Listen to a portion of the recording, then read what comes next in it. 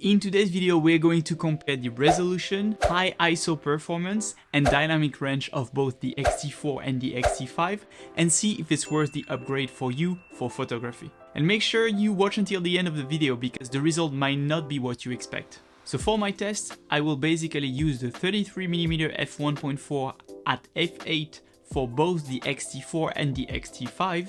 My subject will be lit up with a continuous light, and for this first test I just want to compare the image resolution between the XT4 and the XT5. So this is a picture right here taken with the XT4, and right here is the picture taken with the XT5 of the same subject with the same exposure, right?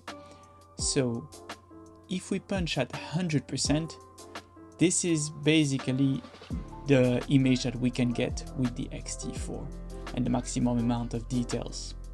Once you start punching in more, you will start seeing, pixels. Now, if we do the same with the XT5, you can see that you get a little bit more details, especially in this white area. So this is why I picked this subject, because there's so much fiber, so many things to see. So as you can see here, we don't even see the fibers inside this particular cotton, right? But we can clearly see it here on the XT5. And you can definitely see a lot more details all around, right? If we take a look here, for example, if you try to see it, it's completely pixelized. While here with the XT5, you can punch in a little bit more, of course, then you will start seeing some problems, but you definitely have some more details and some more resolution. Now let's compare what you can see on the XT4 compared to the pixel shift generated image, right? So I took basically 20 pictures and used the pixel shift combiner software from Fujifilm and generated the pixel shift image. So on the left here we have the image generated with the XT4. I'm going to 100%. This is the quality that I get. Here with the pixel shift image, which is basically a 160 megapixel image, right now I'm at 25%. It's quite crazy. This is basically what you get at 100%. And you can see all the amount of details, right? If you try to punching like this with the XT4, it's not gonna happen. You don't see anything pretty much, right? Like you see a bunch of pixels here. Well, here it's clearly defined, it's clearly, you can see. And of course it's not perfect, right? I checked here, for example, you can see that the pixel shift sometimes has some issues, but it's a great improvement in terms of resolution. And I see a lot of people online complaining that pixel shift, you cannot really use it because you cannot use it with any movement in your frame. Well, guess what? It's not made for that, right? It's like complaining that an airplane is great because you can fly with it, but once you get in the water, it's not working. It's not made for that. It's pretty much the same analogy. Pixel shift is made for you to increase your resolution, assuming that there is no movement in your scene and your camera, because that's how the technology works. So now let's have the three of them next to each other. And as you can see here, when you go from XT4 to XT5, so 26 megapixel to 40 megapixel, you have clearly a gain in details. And then when you go to pixel shift, it's a huge gain in details and resolution. So definitely, if you are looking for more resolution, the XT5 is looking pretty good compared to the XT4. Another point that is important to notice, apart from image quality, is also file size, right? If you capture without any compression, a file from the 26 megapixel sensor from the XT4 will basically be around 55 megabytes. A file from the XT5 without any compression with the 40 megapixel resolution will be around 85 megabytes. And finally, if you move to pixel shift and 160 megapixel, I usually have around almost 500 megabyte files. So storage is definitely something that you want to take into consideration when you compare both cameras, because it will directly impact your workflow, and also you might need to buy extra storage when you purchase the XT5. Alright, so for this second test, I'm still using the XF 33mm f1.4 at f8, and this time I will make the ISO of both my XT4 and the XT5 vary. My goal here is to compare how both cameras perform at high ISO and see if we have a clear winner between those two. So this is the XT4 here, and here we have the XT5. So let's compare the darker areas. So as we can see, there's not much noise even on the XT4.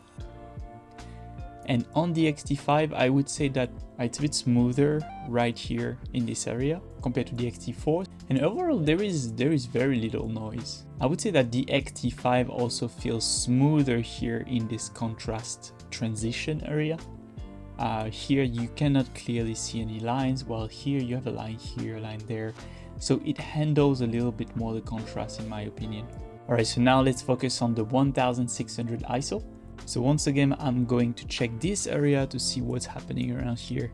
So the level of noise is acceptable, honestly. It doesn't really look like noise, like extreme noise yet. It's more like grain. Although I would say that on the XT5 in this particular area, I notice less noise than on the XT4. Here on the XT4, you can see more visible grain already. So overall at 1600, after checking several areas, I would say that the XT4 and the XT5 are quite comparable. And once again, a slight, really slight advantage to the XT5 to be less grainy, but honestly, it's extremely comparable. No huge difference there. So let's move on to 3200. Okay, so now we start having artifacts appearing on the screen here, but honestly, they also appear on the XT5. It's quite comparable in my opinion. I don't know if you will see what I see with the YouTube compression, but basically here you start seeing some grain that you also see in this picture, right? There's no like huge difference between those two. The colors is handled pretty similarly, but I would say that there is a bit more noise here in the XT4 compared to the XT5. However, I would also add that I start noticing some artifacts in the dark areas here of the XT5, which are not present in the XT4. So those white dots, white pixels in the dark areas start to appear at ISO 3200 on the XT5, and it doesn't seem like they are, I mean, maybe they are, but like much less visible on the XT4. So if we move on now to 6400, but once again, I feel like the transition between darker area to whiter area is smoother on the XT5 than it is on the XT4. I feel like I can clearly see some lines pattern here. I remind you that these are the exact same conditions, right? So this is only how the sensor interprets the data.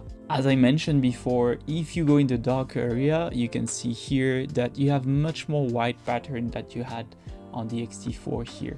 So the XT5, I assume because of the higher resolution, has more artifact in the darker areas. And it's not only in the pure dark area either, because in this subject, which I agree, the subject itself is pretty dark, but it's not completely black. And even in those dark areas with some colors on it, you can start seeing those artifacts at 6400. So from 6400, it gets tougher, it seems, for the Fujifilm XT5 to keep the quality of image with the 40 megapixel without having any issue at high ISO.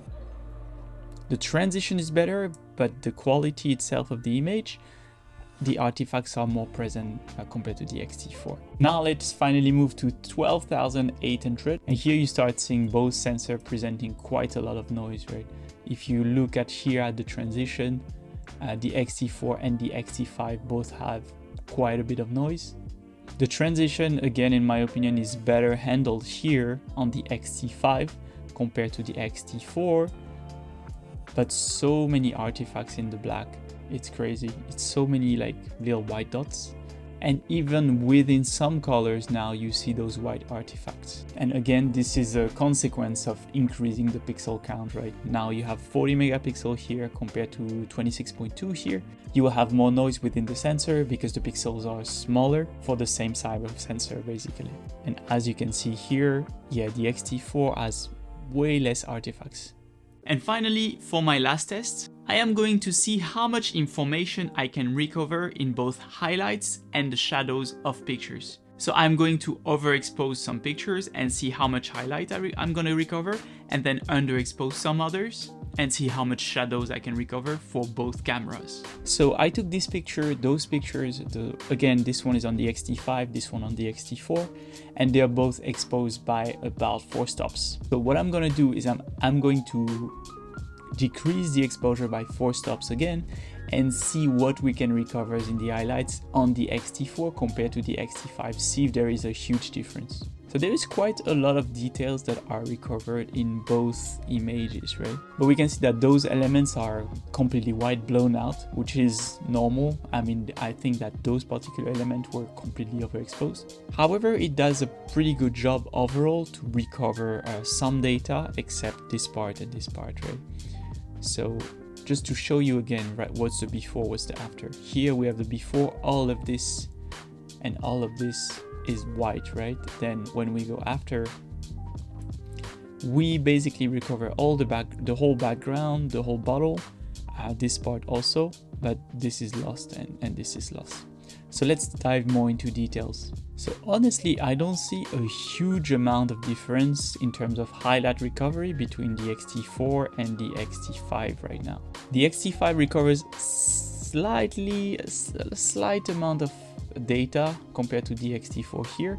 As you can see, this part we recover a little bit more of highlights. Here it's pretty much the same. The same amount of highlights are recovered and the same amount is lost.